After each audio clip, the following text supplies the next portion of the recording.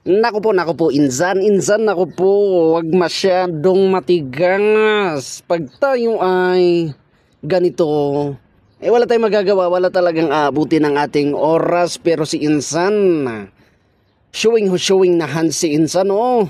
Turo si insan, pero pag ganito, naku po, parang magkakaubusan na lang tayo ng oras dito, insan. Dami mo na oras, insan. Bakit ganyan, insan? Sumunod ka sa batas trapiko, insan. Okay? Kailangan natin ng disiplina, insan. Solid yellow line yan. Bakit ka nandyan? Nag-over the backwood ka na naman, insan. Naku po. Wala na tayong magagawa pag ganito ang ating makakasalubong na rider, di ba?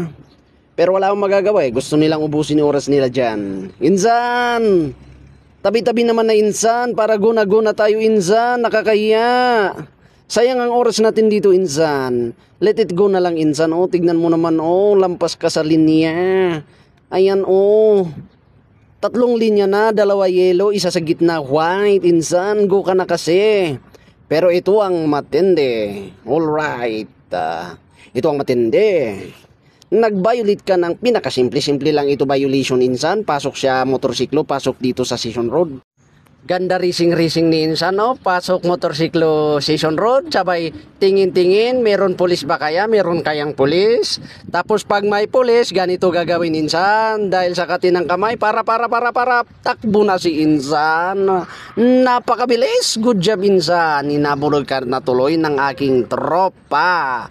Ngayon, ito pa, hindi lang isang pulis ang pumara, insan. Nako po sa'yo.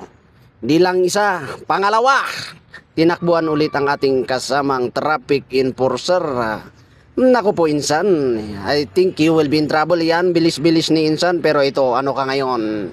Kahit umiyak ka ng dugo, wala na tayong magagawa, insan. Ginawa mo na yung violation, panindigan mo yan.